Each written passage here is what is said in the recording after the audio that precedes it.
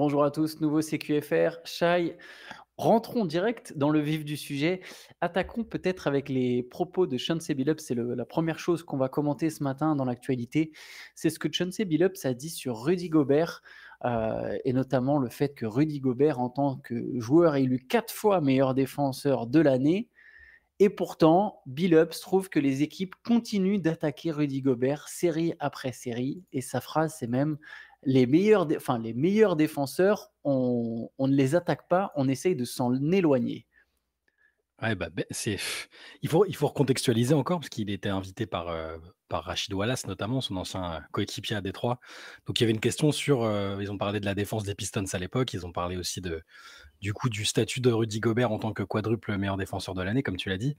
Hem, c'est pas le premier malheureusement, aux États-Unis qui a l'air un peu chagriné par le fait que Rudy ait gagné 4 titres de défenseur de l'année ou soit considéré comme le meilleur défenseur actuel. Les Américains ont un peu de mal avec ça et du coup, là, ça touche un peu aussi leur propre histoire parce que pour Billups, ça remet enfin, il a l'impression que je pense que ça remet en question, ce que pensent les gens de Ben Wallace, par exemple, qui est un des autres qui a remporté 4 trophées de meilleur défenseur de l'année et la décla, elle est pas inintéressante sur le coup. Moi, je me suis dit: «Ah Billups, avec ce que tu fais comme, en tant que head coach des Blazers, faut essayer pas de critiquer d'autres mecs» et puis quand tu regardes les stats de Rudy Gobert, contre les Blazers, bon, visiblement, il arrive pas à limiter Rudy Gobert, même offensivement, Billups en tant que coach des Blazers. Après, la déclare en elle-même est pas inintéressante parce qu'en fait, il l'a fait du point de vue d'un ancien assistant coach des Clippers, d'accord? Je vais te la lire, je l'ai sous les yeux, comme ça tout le monde a un peu en tête ce que voulait dire Billups. Il dit: «Lors de ma première saison, j'étais assistant coach aux Clippers et on a joué Utah en playoff. Rudy était là. Ne vous méprenez pas sur ce que je vais dire, c'est un super défenseur, mais il n'est pas aussi polyvalent qu'un Ben Wallace. Tu peux réussir à le faire sortir du terrain avec de l'espace et du tir. Dans notre équipe, donc les Pistons de 2004 notamment, on n'avait pas à sortir quelqu'un parce qu'on pouvait switcher sur tout le monde. Alors qu'avec les Clippers, on a attaqué Rudy Gobert pendant toute la série. Et après, il aime bien, il redit, il dit je le redis, c'est un super défenseur, histoire qu'on ne le taxe pas d'être trop critique, mais bon, ça veut dire ce que ça veut dire. On attaque simplement pas les grands défenseurs, on les fuit, on les éloigne de l'action. Il est fort près du cercle, il joue dur et peut contrer des tirs, mais avec de l'espace et sur pick and roll, tu peux le cibler. En saison régulière, je peux comprendre qu'il soit meilleur défenseur de l'année. En playoff, par contre, c'est là que ça devient compliqué. Voilà ce qu'a dit Chauncey Billups exactement sur Rudy Gobert. Et il y a beaucoup de choses dans cette décla. D'un côté, moi, ça me rappelle au fait que dans cette NBA aujourd'hui, j'aimerais que les extérieurs soient un peu plus souvent nommés meilleurs défenseurs de l'année. Ça, c'est le côté où je pourrais rejoindre, et encore, c'est un grand mot, Chauncey Billups. C'est de se dire, bah, ouais, les meilleurs attaquants, ceux qui scoltinent les meilleurs attaquants, au final, ce sont les extérieurs. Mais comme me le répondrait très justement Théo, notamment, tu construis ta défense autour d'un intérieur. Et il y a un mot-clé dans ces build-up, c'est avec de l'espace. Avec de l'espace, tu peux sortir Rudy Gobert, blablabla. Tu peux pas comparer avec les Pistons de 2004, une ligue où il y a, allez, en tout, 10 big men qui tirent à 3 points réellement, tu vois? Bien sûr qu'il y a pas le même espace et que tu peux, mais sinon, je peux te garantir qu'aujourd'hui, les Pistons de 2004, tu les plonges dans cette NBA. Oui, peut-être que Ben Wallace, qui est plus petit, qui a d'autres qualités mobiles, bien sûr que peut-être qu'il y aurait un peu plus de capacité à switcher, mais je te garantis que Rachid Wallace, il serait ciblé. Ben Wallace serait même probablement ciblé. Il y a un autre truc, c'est il dit, un grand défenseur, tu ne l'attaques pas, tu l'éloignes, mais justement, tu fuis. Mais en fait, ce que font les adversaires des Timberwolves en ciblant Rudy Gobert sur des pick and roll, c'est justement l'éloigner de sa force. C'est justement une manière c'est justement une manière de le fuir, en fait. Le cibler, c'est une manière de le fuir parce que Rudy Gobert, c'est un excellent défenseur sur les aides défensives, c'est un excellent défenseur de deuxième rideau, c'est un excellent protecteur de cercle. Et vouloir l'attirer loin du cercle, c'est une manière de le fuir. Et je trouve ça fou que lui, en tant qu'assistant coach et coach, ne voit pas ça, ou peut-être qu'il le voit, mais c'est la manière dont il le met en avant. Mmh. Mais aujourd'hui, voilà, pour moi, attaquer Rudy Gobert, c'est une manière de le fuir, de fuir ses qualités. Et je vais te dire, on fait une fixette sur Gobert, mais en fait, c'est vrai pour n'importe quelle grande de cette ligue, et j'inclus même Victor Wembanyama. On a tous regardé des matchs de Victor Wembanyama cette saison. Tout le monde a dit: «Ah, c'est un énorme défenseur, son impact défensif». Ouais, Victor Wembanyama était ciblé. était ciblé par moment, pas par tout le monde et pas toujours avec succès parce que Victor Wembanyama est mobile, mais surtout parce qu'il se fait prendre de vitesse, Wembanyama. Moi, j'ai des souvenirs de Jalen Williams qui lui met des drives dans la gueule en mode bah, attends, viens, il appelle, viens, je vais le jouer lui en pick and roll parce qu'il fait 2,50 m et il est moins rapide que moi. Après, Victor Wembanyama a des bras tellement longs qu'il arrive par moments à recouvrir même en étant battu et c'est une des forces de Victor Wembanyama, mais il est ciblé. Bam Adebayo est ciblé. Tous les grands de cette ligue sont ciblés. Chet Holmgren est ciblé. Il n'y a pas que Rudy Gobert. Sauf que c'est une cible un peu plus facile parce qu'il est français, parce qu'il a cette espèce d'étiquette de mec qu'on peut attaquer un peu, je pense. C'est pas à tout prix parce que tu as raison, il y a pas que du faux là-dedans, mais sauf qu'il oublie aussi de mentionner, je trouve que par exemple cette saison, Rudy, il a fait défensivement une super défense au large aussi plein de fois. Il a réussi à sortir un peu de ce qui peut parfois être vu comme une limite, mais qui est inhérent à tous les défenseurs intérieurs, tu l'as dit. En fait, il n'y a pas beaucoup d'autres défenseurs de son profil qui ont été critiqués comme il est critiqué aujourd'hui. C'est ça qui est fou. Parce que, certes, la NBA, elle change à chaque fois, mais je sais pas, Dwight Howard, il est 3 fois meilleur défenseur de l'année.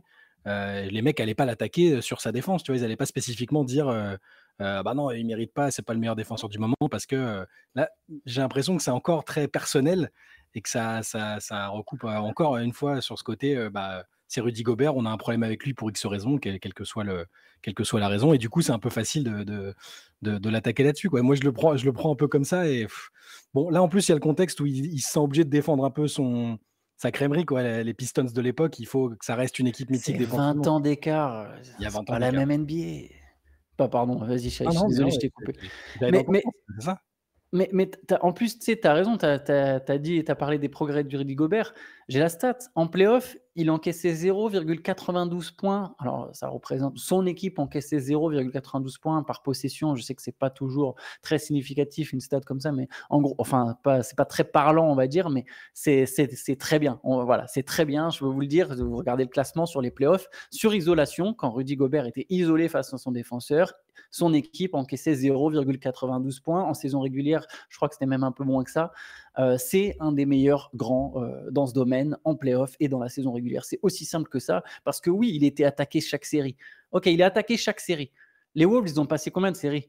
Ils sont allés jusqu'en finale de conférence. C'est-à-dire, il y a 2 équipes avec des joueurs comme Devin Booker, Kevin Durant, Nikola Jokic, Jamal Murray. Il y a 2 équipes qui ont attaqué dans ce cas-là et qui n'ont pas gagné.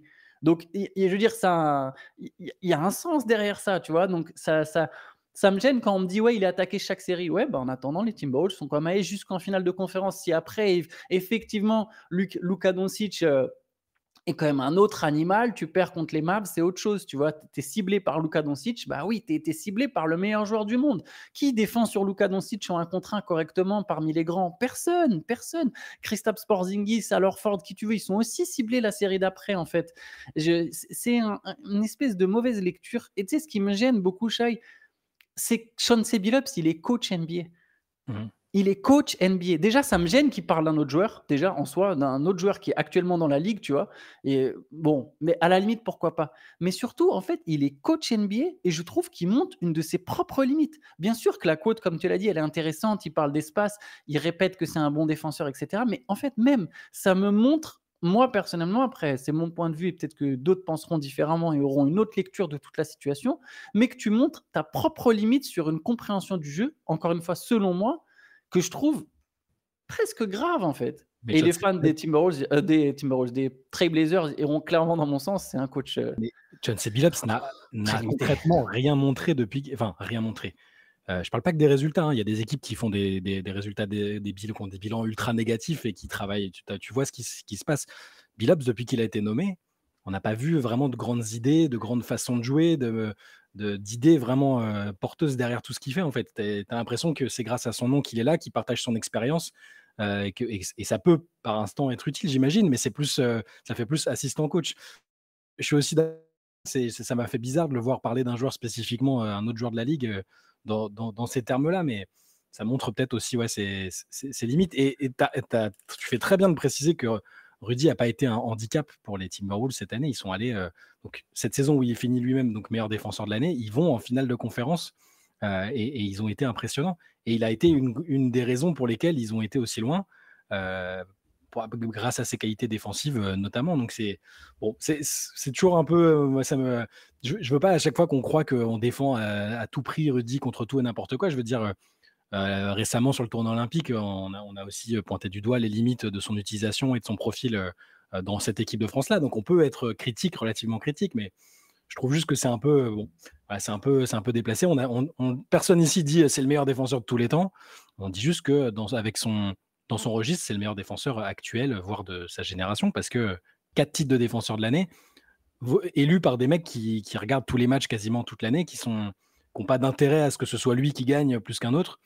Donc voilà, je trouve que c'est un peu ça m'a un peu dérangé ces propos de Billups, voilà. Ouais, je suis d'accord avec toi. Allez, on peut enchaîner sur la suite avec, notamment ça concerne Victor Wembanyama, ça concerne surtout Chet Holmgren qui revient sur sa rivalité, on va dire ça comme ça, avec Ouais. Victor Wembanyama lors de son passage, pardon, dans le podcast de Paul George.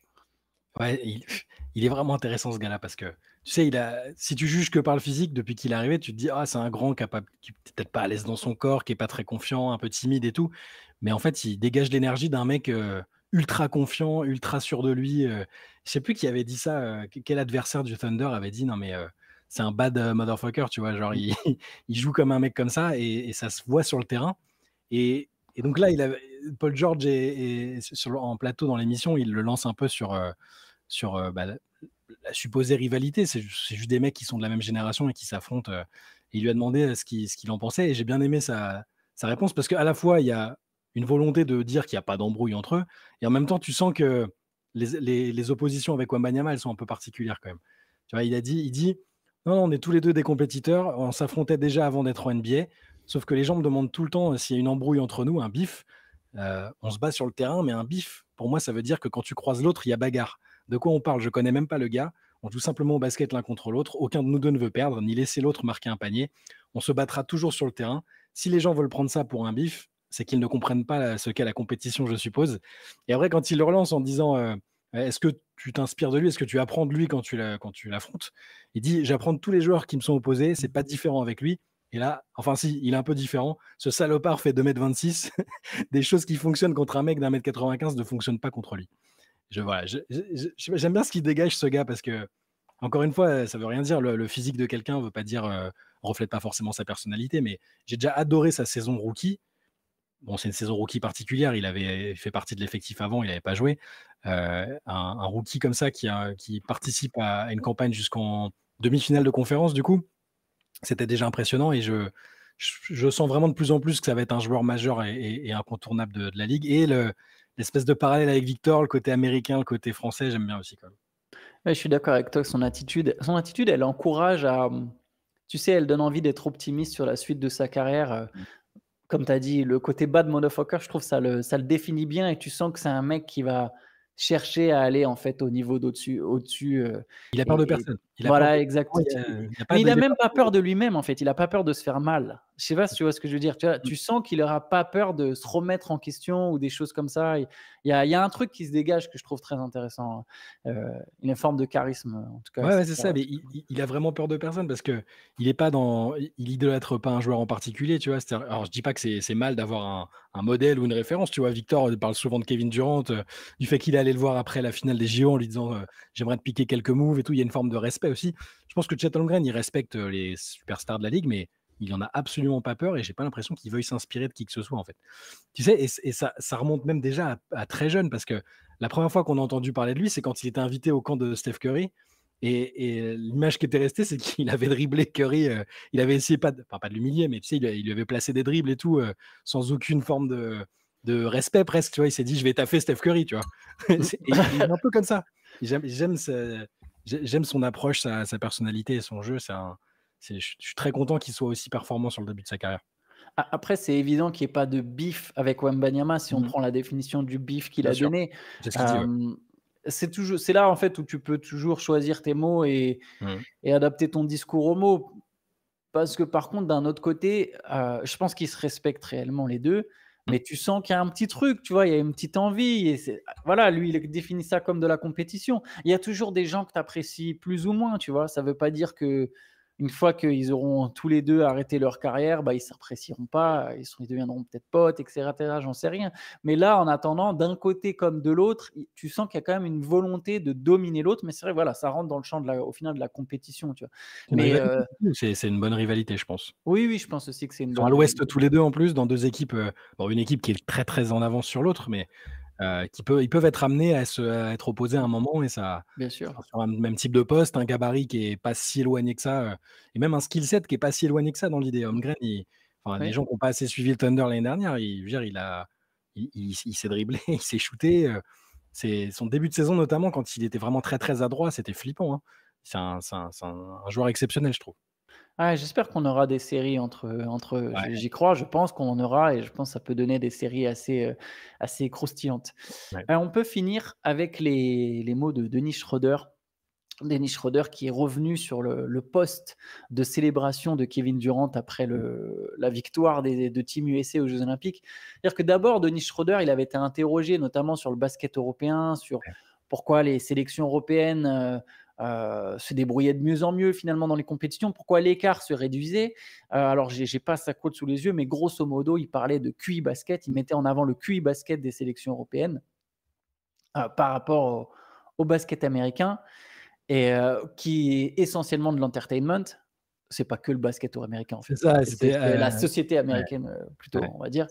c'est ça. Et du coup, après la victoire de Team USA, Kevin Durant avait posté une photo avec tous les joueurs américains avec leur médaille d'or en disant: «Entertainment et QI». Voilà, Ouais, donc c'est ça ça. High reprend, high IQ et ouais, entertainment, c'est on ça. s'amuse mais on sait aussi très bien jouer au basket et donc Dennis Schroeder a réagi. Je sais pas si toi tu as la Ouais, quote sous les yeux? ouais, OK, alors je te la laisse, vas-y. je l'ai sous les yeux, il a dit donc ils ont gagné et KD a tweeté, High IQ et entertainment, c'est weak quoi, c'est un peu faiblard, c'est un peu nul.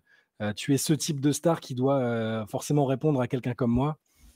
Ça montre vraiment, à quel point tu es naze comme personne. En gros, tu vois, c'est facile quoi, c'est faible. Tu vois le weak dans ce sens-là, là, c'est Ouais, un peu, c'est ouais, ouais, tu es genre un c'est mec facile de faible.